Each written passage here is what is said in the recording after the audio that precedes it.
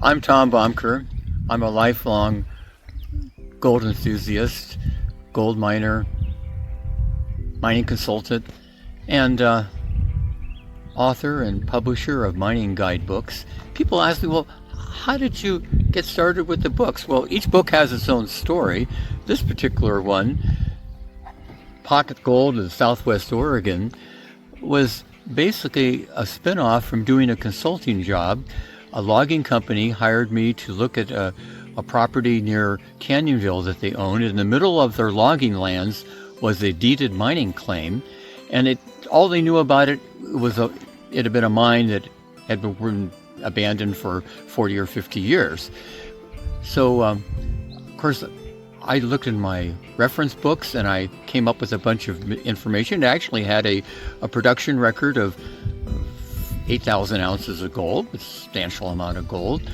And so they hired me to go down there with a friend and look at it. We hiked in and found a little gold in some of the veins there. There was some of the workings that were open. And in my verbal report to the man, I said, it's a pocket mine. It's not a big mine that could be developed later on by a big mining company. It's probably, for the most part, worked out, what I can tell. And but it's interesting. It no doubt produced some good gold. It probably doesn't have great potential in the future. And they went, well, we own the land and we'd like to know more about it. Find out everything you can about pocket mining. We don't know anything about that. So I did, and I went to the state references and I made up a report and I showed it to one of the state geologists. I wanted to look over to make sure that I had all my geological data correct. And he looked over the report and he said, you know more about this type of mining, pocket gold mining, than any of us here at the Oregon Department of Mines and Geology, DOGAMI. And he was very interested in it because I guess with my background, I participated in the research and study and looking for pocket gold mines. It's a totally different type of mining than the large underground mines that have hundreds of miners and they follow big veins that are steady because they're small little surface workings. And interestingly, what I tell people, I say, well, the nice thing about this book is that my son read it and he took some of the information there.